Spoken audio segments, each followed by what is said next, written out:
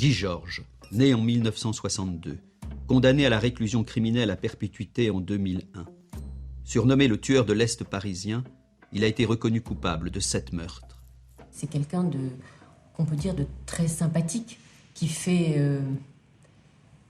qui de manière désarmante, qui a l'air particulièrement normal. Si vous l'aviez en face de vous, vous ne vous diriez pas, mais ce type est absolument détestable, c'est un glaçon. C'est pas du tout ça. Il se présente comme potentiellement le bon copain. Ce qui fascine le public, c'est que ça ne se voit pas. C'est un mal, mais c'est un mal caché. Et ça, effectivement, ça nous amène à essayer de comprendre une des cliniques les plus difficiles qui soient. Je veux dire, l'essence même de la clinique de la perversion, c'est-à-dire la clinique du clivage. Comment ces sujets arrivent à fonctionner sur 2 registres qui sont 2 registres qui ne communiquent pas.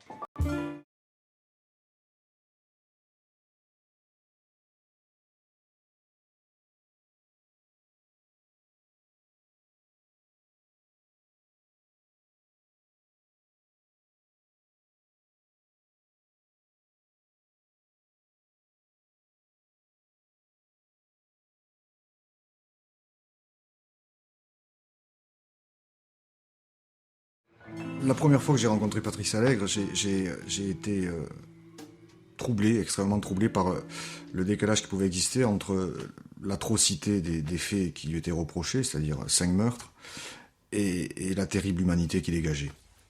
Et par quoi s'est traduit ensuite ce trouble ?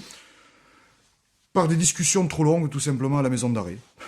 Je passais 3 quarts d'heure ou 1 heure avec lui à la maison d'arrêt, alors que... Au niveau professionnel, 5 minutes tous les 15 jours auraient suffi, puisque les faits étaient reconnus, le dossier était carré, comme on dit.